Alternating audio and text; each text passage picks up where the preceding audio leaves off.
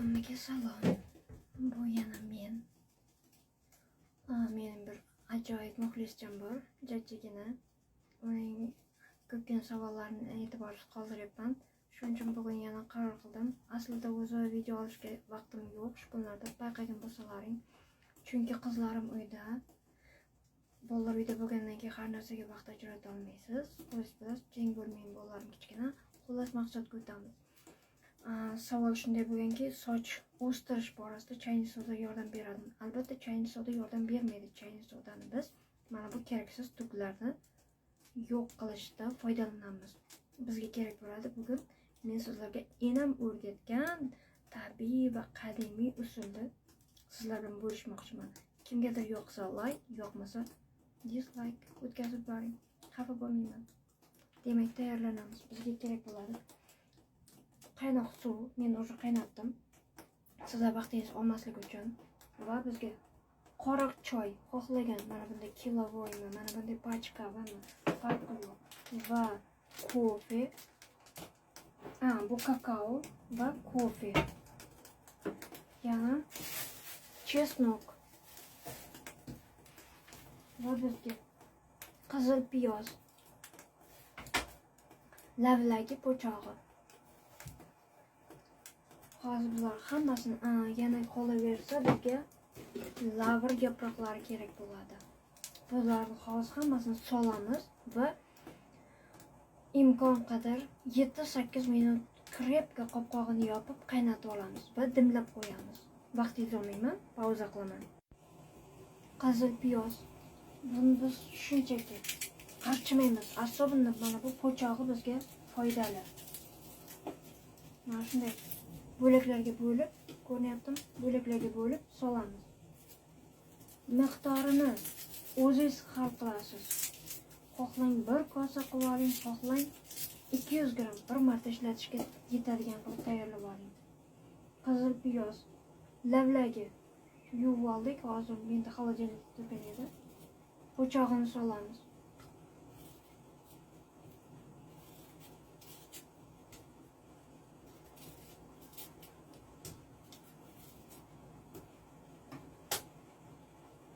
Видно? Так, bizga yana kerak bo'ladi. Chesnok, zubchik. Chesnok sizda tozalanmagan nima deydi? Po'chog'i bilan bo'lsa, juda ham yaxshi. Chunki po'chog'i juda katta foyda. Chesnok bizga aynan o'sha soch o'stirishi uchun kerak bo'ladi.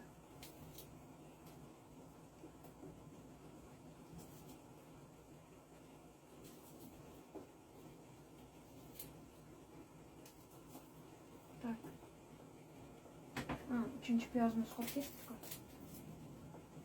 Qizil piyoz. Soch ildizini mustahkamlaydi, to'kilishini oldini oladi. Lavlagi sochga rang beradi. Qora choy. Xuddi shunday bizga qora choy ham o'z rangiga foyda beradi. Sochimiz rangini chiroyli qilamiz. Kofe ildizini mustahkamlaydi. Soch o'sishini именно kofe barqarorlashtiradi.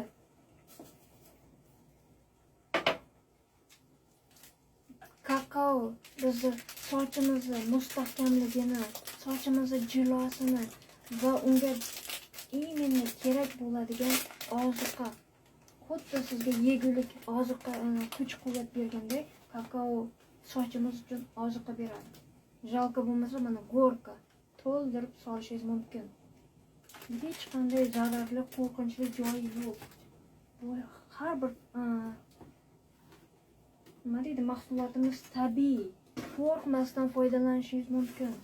Lavr yaprog'i soch boshimizdagi qon aylanishini yaxshilaydi. Xohlaganingizcha so'ng. Hech buni qo'rqmang. Buni zararli joyi yo'q. Bezalma qoldi. Qolgan maslalar bor, har ularni sovigandan keyin birma-bir aralashtiramiz. Yana eng glavniysi bizda oddiy osh tuzi soch to'kilishini oldini oladi. Buni hammamiz bilamiz, to'g'rimi? Enam o'rgatgan tabiiy mahsulotlar, tabiiy retsept. 1 osh qoshiq. Yana men mana bunday sitrus mevalarini ataylab po'chog'ini kechadan beri saqlab o'tirdim. Bugun video qilishim uchun. Bularni ham solamiz. Bizga bekerak hidlardan ozod qiladi. Yordam beradi bekerak hidlardan. Boynagi piyoz hidi yoqmaydi kimgadir. Chesnok hidi yoqmaydi. O'shalarni oldini olish uchun biz bunga sitrus mevalarining po'chog'ini soldik. Sizda nima bor bo'lsa solishingiz mumkin. Hech kim qo'rqmasdan. Qopqog'ini yopgan holda qattiq yaxshilatib 7-8 minut qaynatib olamiz. Agar xohlasangiz past olovda 15-20 minut qaynating. Bizning damlamamiz tayyor bo'lguncha boynagi lavlagi po'chog'ini u yoqqa soldik, maskamizga. Qolgan zoya bo'lmasligi uchun kokteyl tayyorlaymiz. Vaqtdan foydalanib. Bizda mana bunday suxoy sliva bor edi. Ezib olamiz. Mana bunday bizda. Siz o'zingiz hovlingizda bor bo'lsa, yana ham yaxshi. Tushib ketdi. Solib olamiz. Sliva, молоко.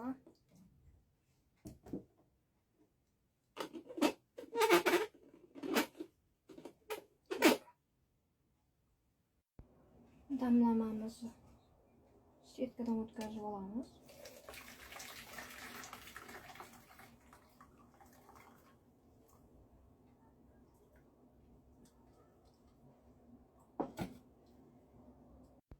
Ko'rib turganingizdek televizorimiz uyg'onib oldi.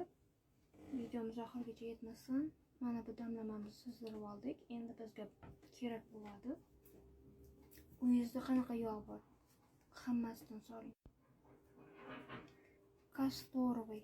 O'tgan galgi men videolarimni olgandan keyin men ko'rishga vaqtim bo'lmaydi. Shuni yuklab boraveraman. Nima dedi? Оливковое масло quyuq deb yuribman. Kastorovый масло deyman deb оливковое масло deb yuribman. Bugun ko'rdimdagi ошибkamni ko'rib juda uyaldim. Xijolatdaman. Xullas maqsadga ko'chamiz. Оливковое масло bo'lsa обязательно. Оливковое масло. Kastorovое масло, глицерин, xullas kokosovое масло judayam soch o'sishiga juda katta yordam beradi. Xullas har qaysidan solamiz 1 choy qoshiqdan, 1 osh qoshiqdan so'raman. Особенно kastorovое masloda juda ehtiyot bo'lamiz. To'g'ri, u rostga juda qattiq yordam beradi. Soch o'sishiga, kiprik o'sishiga, qosh o'stirishga. Albatta eng katta foyda bu kastorovое maslo. Biz 1 choy qoshiqcha solamiz har qaysidan.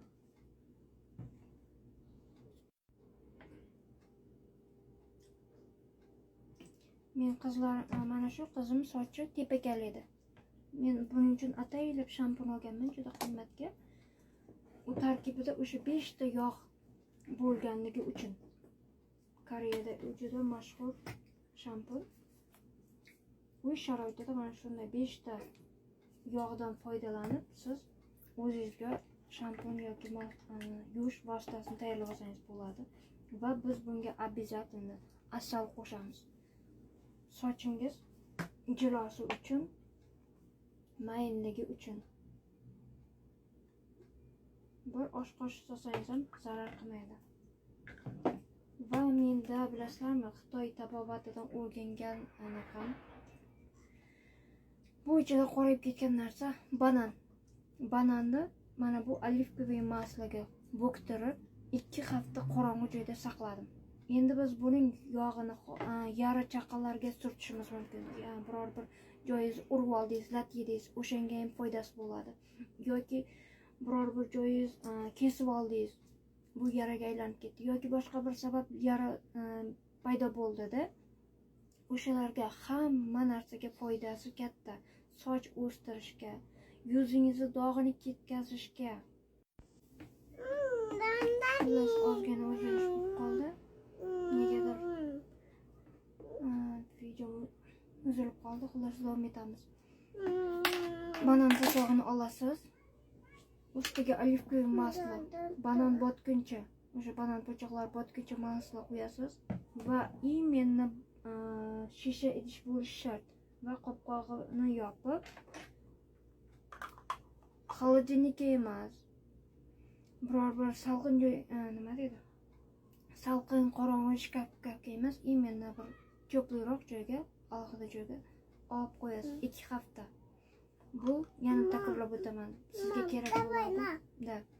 Sizga kerak bo'ladi. Qachonki yara chaqalar bo'lganda biror bir maskalarga yuzingizga maska qilmoqchi, maska qilayotganingizda masla kerak bo'ladigan bo'lsa, o'sha maslarni ishlatsangiz juda katta foyda. Bu Xitoy tabiatidan va hozir masalan mana shu massamizga ham mana shu masladan qo'yishingiz mumkin.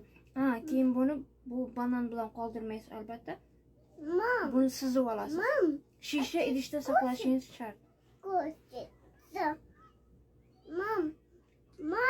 Hozir men sizlarga ko'rsatishim g'alsiz bo'lmadi. Men buni sizib olaman. Да, я уже съела. Слушай меня. Да, я слушаю. Мам, это такое.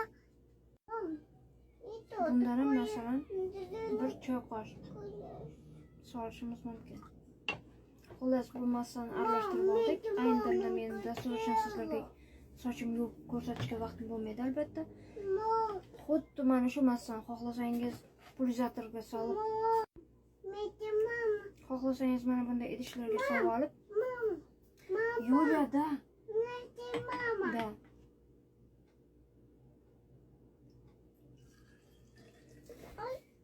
Мам, я пора. Mana bunday massa bizga hosil bo'ldi. Sochingizga sepib, ildizni massaj qilib o'rab qo'yasiz. Avval salofan paket kiyib va issiq sochiq kiyib, sochingizga 40 minut, 45 minut bemalol qoldirishingiz mumkin. Agar xohlasangiz, bu ham menga yetmaydi desangiz, boshqa xil maskalarim qilib ko'rsataman. Aynan mana shu tarkib bilan. Ko'rishguncha xayr. Yana bir gap, kimdir meni o'sha kuzatib borayotganlarning hammasiga rahmat. Like bosayotganlar uchun albatta alohida minnatdorman. Shunchaki hech qanday reaksiyasiz meni kuzatayotganlaringiz uchun ham rahmat. Hurmatim cheksiz. O'zingiz uchun o'zingiz harakat qiling.